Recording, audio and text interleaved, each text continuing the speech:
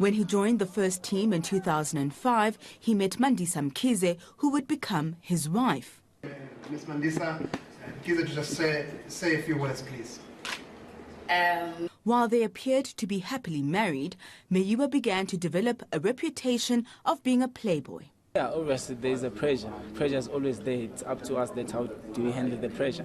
Kelly Khumalo's love affair with Meyiwa began in 2013 while both were at the peak of their careers. Do I even look nice for TV? Guys, if I didn't have makeup on, what was this going to be? Khumalo as a recording artist and Meyiwa as the Bafana Bafana captain. It's reported that Khumalo caught Meyiwa's attention immediately and he pursued her until she agreed to be his girlfriend. Within 3 months, she fell pregnant, and as their relationship became public, things began to unravel. Meyiwa's wife found out about his affair, and he soon left his marital home to continue his relationship with Khumalo. You found out in your relationship that he was married. Why did you want to continue with it? I did not continue. He dropped his relationship to be with me. However, it seems Meyiwa's marriage wasn't quite over yet. In April 2014, Mandisa and Senzo announced they were back together and a love triangle ensued. Just 7 months after Kelly gave birth to their daughter Tingo, tragedy struck. It was the 26th of October 2014. Senzo, Kelly, her sister Zandi, Longwe Twala, Meyiwa's friends Mthokozisi Twala and Dumelo Madlala were in Vosloorus at Kelly's mother's house for Sunday lunch. What transpired after has resulted in a decade-long pursuit for justice. Since the state would not visit the Spaza house during their local inspection or inspection in loco, let's go ahead and revisit the Spaza house through this video, this infamous video or famous video, depending which way you're looking at it, the ENCA video that Baloyi dragged into the courtroom, or at least tried to drag the editor into the courtroom, and unfortunately he was met with legal documents, and no, ENCA never took the stand. But Baloyi went ahead and presented the video. Well, this is part of the clip. The actual clip actually shows Olongwe Twala, and the point of showing that in court was to say, hey, Advocate Ngomezulu says that he was shot and that his wound became septic in his ankle. But take a look at him. He is walking upright. So shot where? Anyway, the point I'm bringing this video to the forefront in another rear view mirror edition is that let's take a look at the Spaza home and let's look at where exactly possibly could have been was Muzi stationed outside, where there was not even a gate. We'll start with that. There wasn't a gate. And then we will talk about the height of the fence that allegedly Togo jumped over, heading over to the neighbor's house. And then, of course, Muzi stationed outside the window. Stationed outside which window? Let's not forget Mthokoziseni Mapisa, who was the watchman. Okay, he was the watchman outside standing by the window. Which window?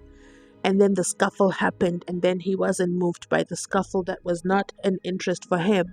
And then Jiggy, it was no longer a scuffle. It was now 2 shots fired. Bongani Ntanzi ran out. And then as Bongani Ntanzi ran out, accused number 4 said, oh my goodness, my best friend. Accused number 3 is inside. He runs in. And as he runs in, there's a hat on the floor. He touches the hat. Nobody else seems to have seen him. So in order for us to know what happened inside Phakathi within the Spaza house when Mapisa went in, he has to take the stand. And then he has to tell us. But then if he takes the stand and tells us, now he is incriminating himself. Therefore, that is why the confession cannot work against accused number 4 or cannot be used to convict accused number 4. And that's why the state had to desperately look for all this other evidence just to place him at the crime scene, aka Zungunizer. But Zungu doesn't actually place him at the crime scene. Actually, nobody places him at the crime scene. If we really think about it. Zungu places him at the Vasutini hostel. He places him as they go to the bottle store. He places him as they leave. And they're all in a car. And then he places him as they come back. But he doesn't actually physically put him there by the Spaza House. But as you know, Section 174 has already been done. And my lord said, you have a case to answer.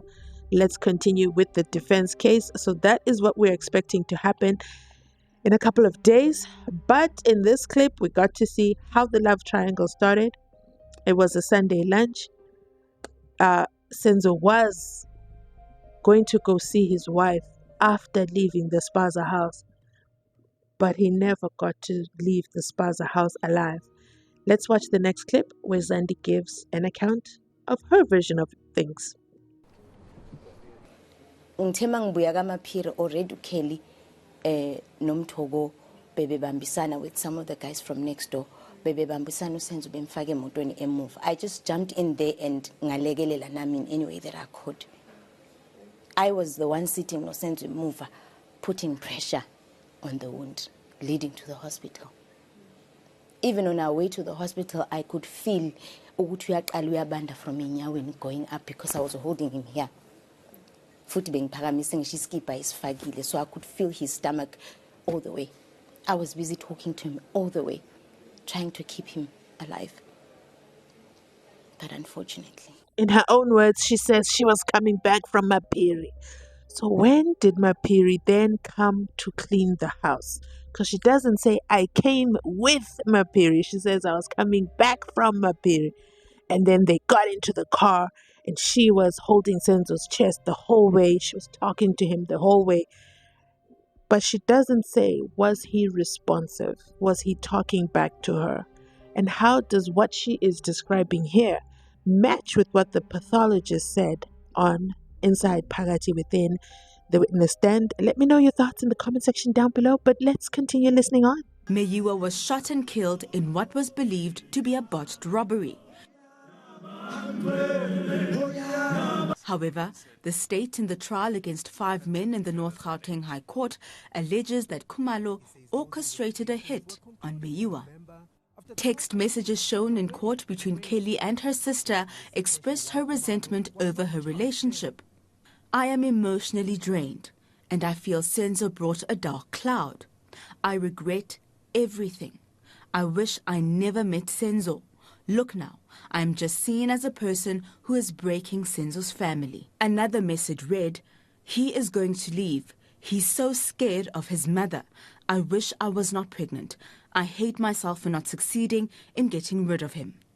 Previously, Colonel Lamberto Steyn, who's an analyst at the cold case unit, told the court that cell phone records showed Khumalo and accused 5 Fisoguhle Ntuli were in contact on the 15th of October 2014 at 5:33 p.m. in a 98-second phone call, 11 days before Meyiwa was killed.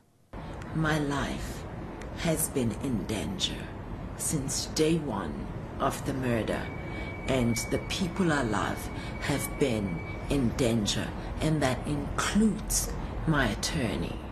So, how would I not want my day in court?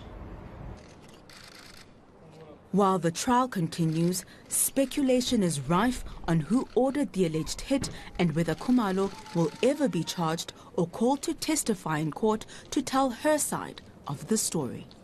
Slindalo Masigane, Johannesburg.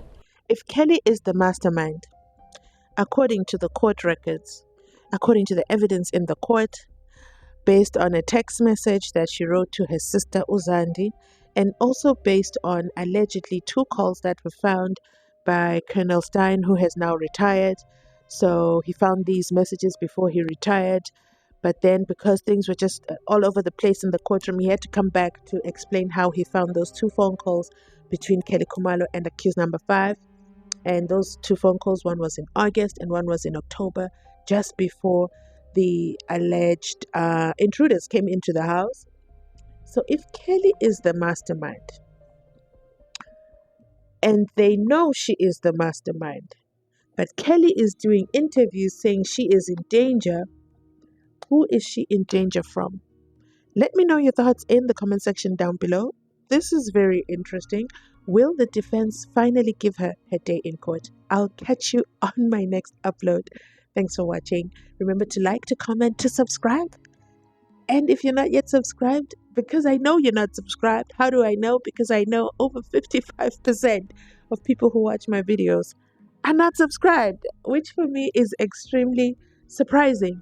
So it leaves only one option, that you go ahead and hit the subscription button, turn on the notifications so you don't miss my next upload. And of course, I'll catch you on the next one. Bye.